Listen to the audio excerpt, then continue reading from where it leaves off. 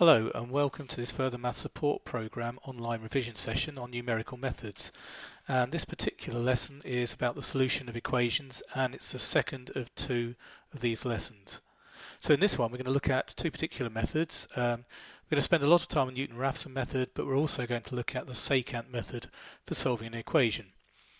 And with each of those you have to understand what the graphs of them look like, you have to know how to get the required degree of accuracy, and you have to have an idea of how they might fail or so on. Newton-Raphson has second order convergence, and some of the questions will allude to that. So what I'm going to do is start off by looking at question 7 from May 2010, and we start off with a fairly standard solutions of equations type thing, where we're trying to show that an equation has a root in a certain interval. So we're going to show that it's got a root there, use Newton-Raphson to find the answer to 6 significant figures, and then we're going to show that the convergence is faster than first order. Okay, and there's a particular way of doing that. You see there's an awful lot of marks for this. It's the last question on section B of the paper. Once we've done the Newton-Raphson, they then asks us to do a calculation using the Secant method. So there's our function. If I define the left hand side as f of x, we're now trying to solve f of x equals 0. And if we stick in x equals 0, we get 5, and if we stick in x equals 1, we get negative 2. So what we have is a sign change, so we now know the root is between 0 and 1. Okay, we now have to find the root using Newton-Raphson to 6 significant figures.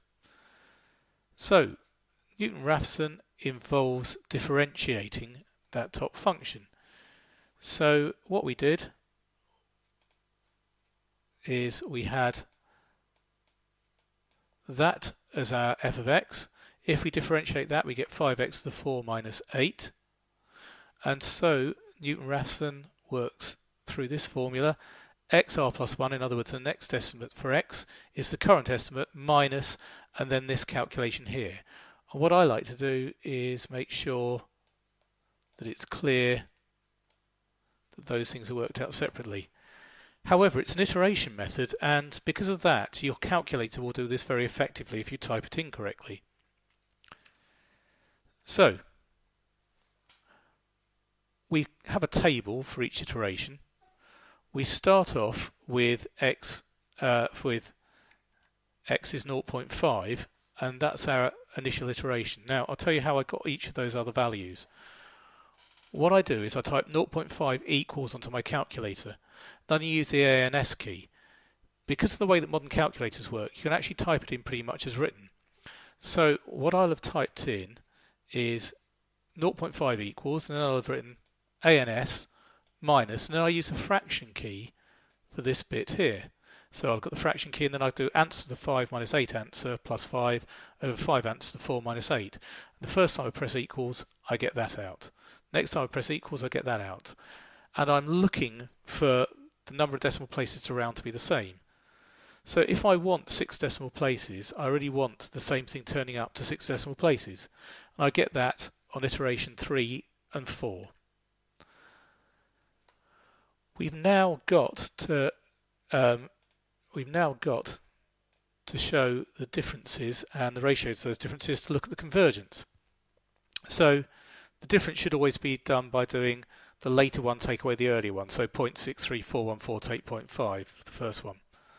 And so if we do that, we get those sets of values. The last one, you can use standard index form to write that value. I've just converted it. And then, just like the differences are done by doing the value take away the one above, the ratio of the differences should be done by doing the later one take away the divided by the earlier one. So 0.004086 divided by 0.134146. And so we get those ratios.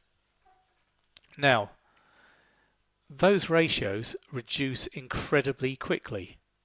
And if that's the case, it tells us that the process is faster than first order.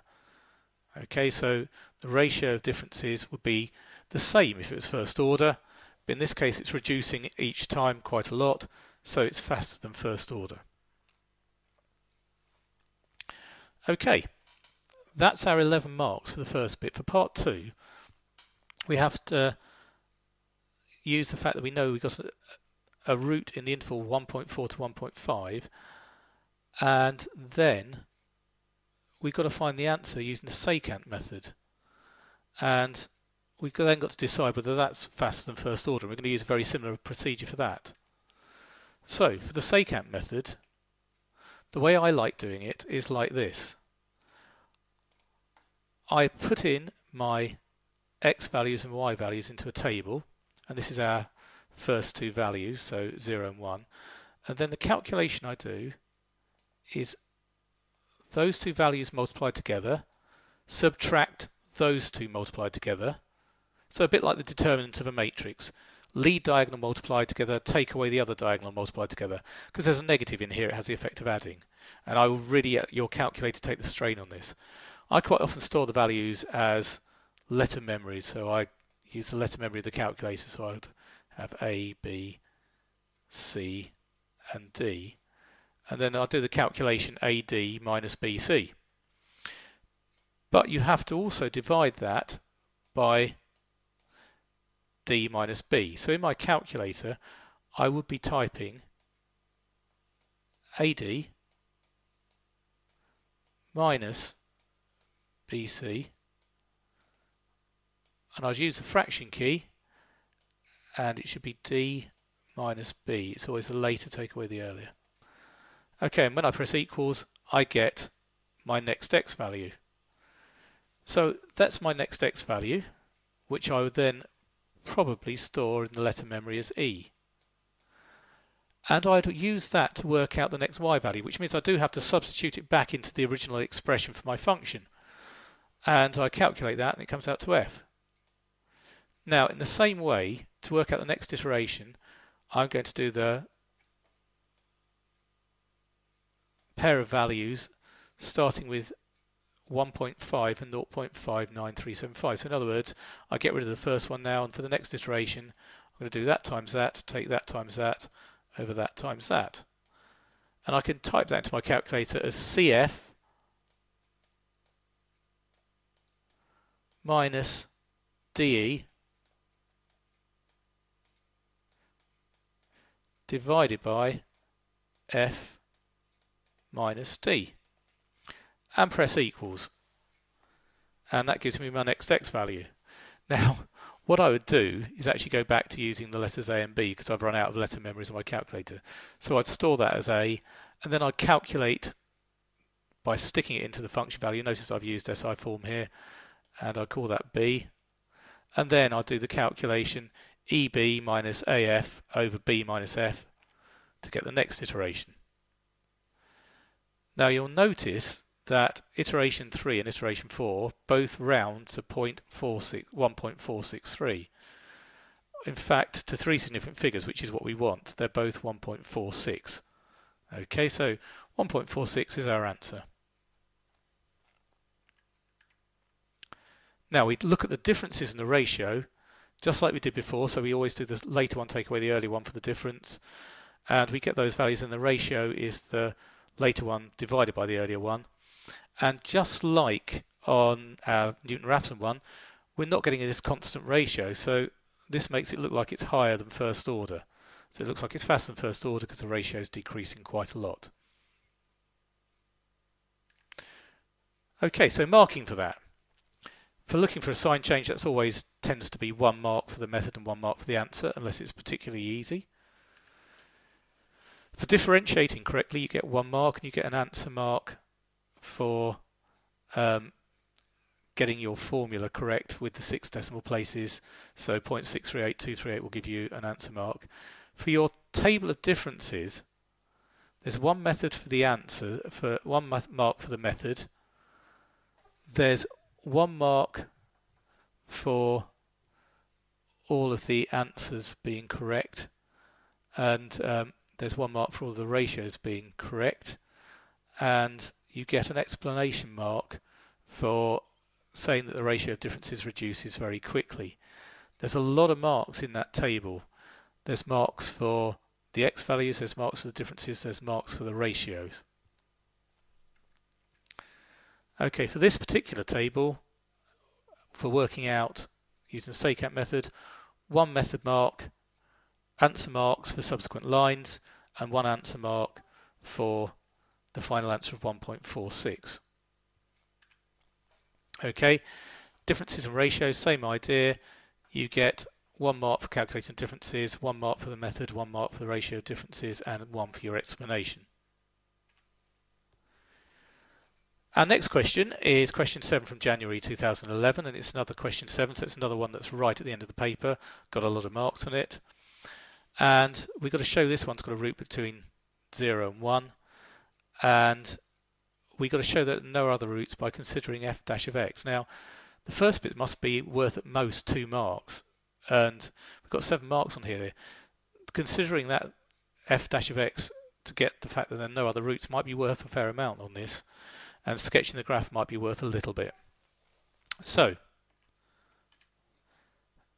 f naught, put the value when we get -1. Okay, you can see that just by thinking about that, you get 0 plus 0 minus 1. f1 is 1 plus 1 minus 1, which is 1, so we get a sign change to the roots in that. In fact, it's probably only worth 1 mark because it's that easy. Considering that differential, show that there are no other roots. For there to be more than one root, there's got to be a turning point.